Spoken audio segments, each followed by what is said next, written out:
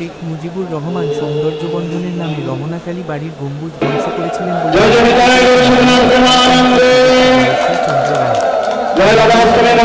মানুষ সভা যায় না, ধামে রাধাষ্টমীর অনুষ্ঠানে তিনি বলেন, আওয়ামী লীগ হিন্দুদের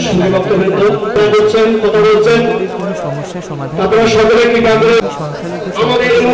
করে না, বাংলাদেশের সকল মানুষের অধিকার কাজ করবে। আন্দোলন চলবে, বাংলাদেশ গড়ে তুলবে। জাতীয়তাবাদী দল বিএনপির স্থায়ীকরণে ঘোষণা দেয় পুন্ডরিক ধামের সভাপতিত্বে অনুষ্ঠানে বিএনপির সহ সাংগঠনিক সম্পাদক ব্যারিস্টার মীর হেলাল, চট্টগ্রাম মহানগর বিএনপির আহ্বায়ক এরশাদুল্লাহ, প্রবর্তক কৃষ্ণ মন্দিরের অধ্যক্ষ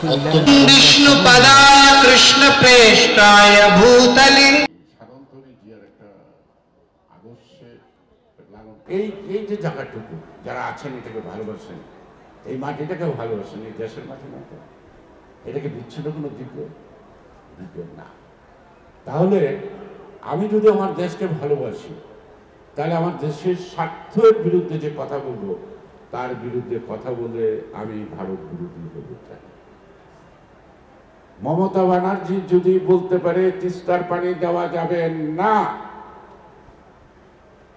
মমতা ব্যানার্জি যদি মোদী সরকারকে সমালোচনা করে না, অহরহ করে, সে তো ভারত বিরোধী হয় না। আমি নরেন্দ্র মোদীর কোনো কর্মকাণ্ডকে যদি অসন্তোষী প্রকাশ করি, আমাকে ভারত বিরোধী বলা হবে কেন বলা হবে? এই জবাবগুলি খুঁজতে হবে। জিয়াউর রহমান একজন অসাম্প্রদায়িক ব্যক্তিত্ব ছিল। এখানে উনি বলছেন একটা কথা, খয়রাতি।